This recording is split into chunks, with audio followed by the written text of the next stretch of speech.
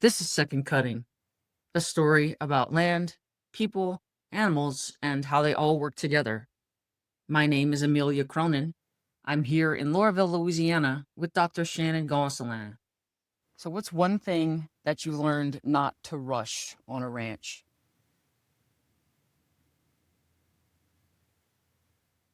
My personality and the way I was raised and the way I've done things in the past has always been to be quick, get it done, get it out of the way. Let's hurry up and do this, get out of the way.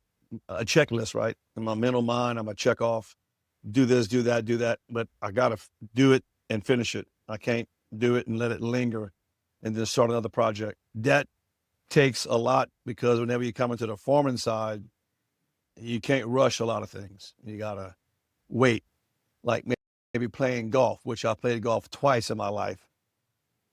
And it's too slow for me. I cannot wait behind somebody to hit a ball.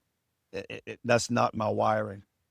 On the ranching side, there's a lot of things that you want to hurry up and get done that you can't due to various reasons, right? There's so many variables in this deal. It's impossible to try to name them all. Mother Nature being the biggest kicker, right? It hasn't rained here in 2 months, and we got 3 inches of rain yesterday, and now we got some more. So hurry up, let's get everything lined up to build the hay, and now we got to hold back. There's a lot of things that you can't rush, and I probably can't list them all, but shifting from 4 veterinary clinics to the ranching has humbled me to a certain degree because I have to slow down because that's the way it is. You know, you can't rush and do things like you would in other industries. Let's hurry up and work those 5 cows. All right. So, well, we get out there and try to push them. And, well, one goes through the fence. And then now when one goes through the fence, the rest goes through the fence.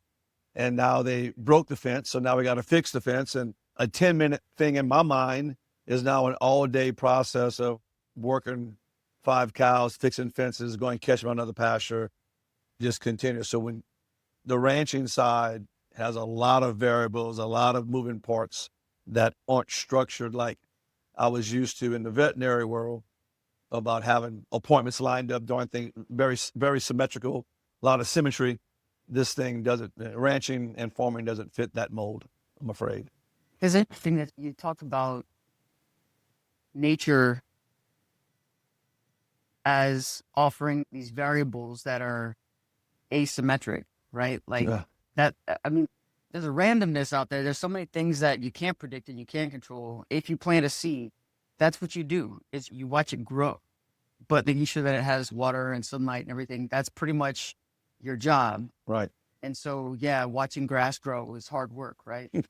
Well, make sure it grows, right? So you got planting, you got armyworms to consider, you got all these things that can jump in overnight and cause some issues and totally redirect your game plan. Mother Nature tends to be the one that tends to affect you the most, I think, by making you change your plans from day to day. When you walk out the door in the morning, what's the first thing you notice that tells you if it's going to be a good day?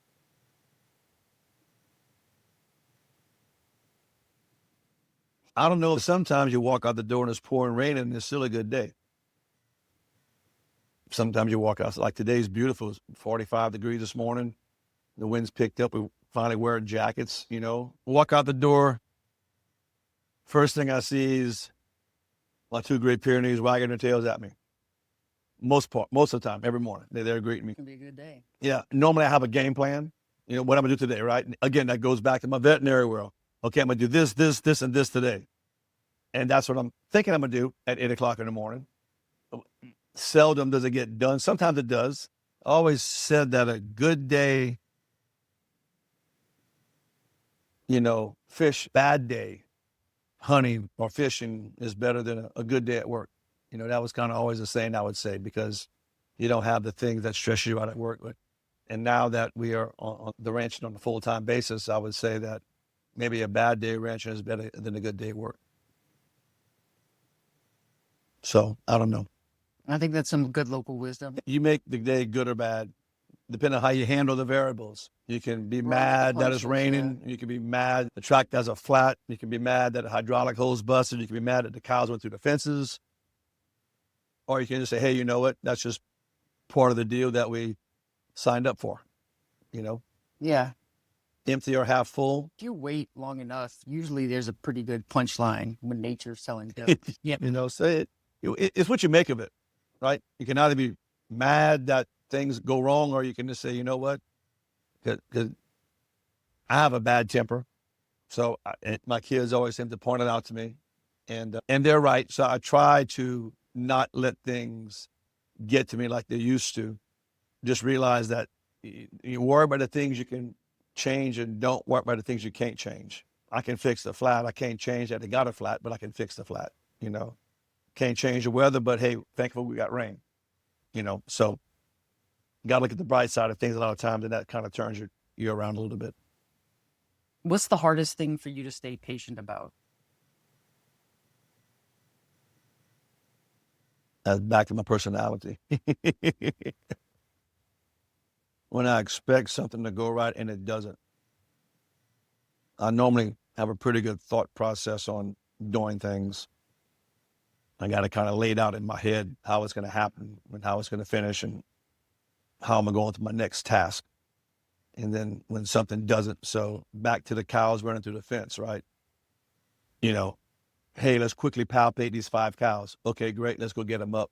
And then hell breaks loose and they jump through the fences and all these things. That's the hardest part for me to get patient about it. That's what we signed up for. I got to realize it's a little different deal. But, you know, when I know, okay, we're going to palpate these 5 cows, we can put them back in that pasture. And then I got these other 6 things to do. That's on my list that I make at 8 o'clock in the morning, right? I have this list of things to do.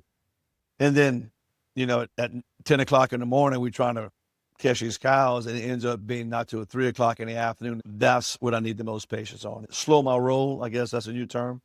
Slow down and try to take it as it comes and not get so impatient with the things that don't go right. Rolling with the punches. Exactly.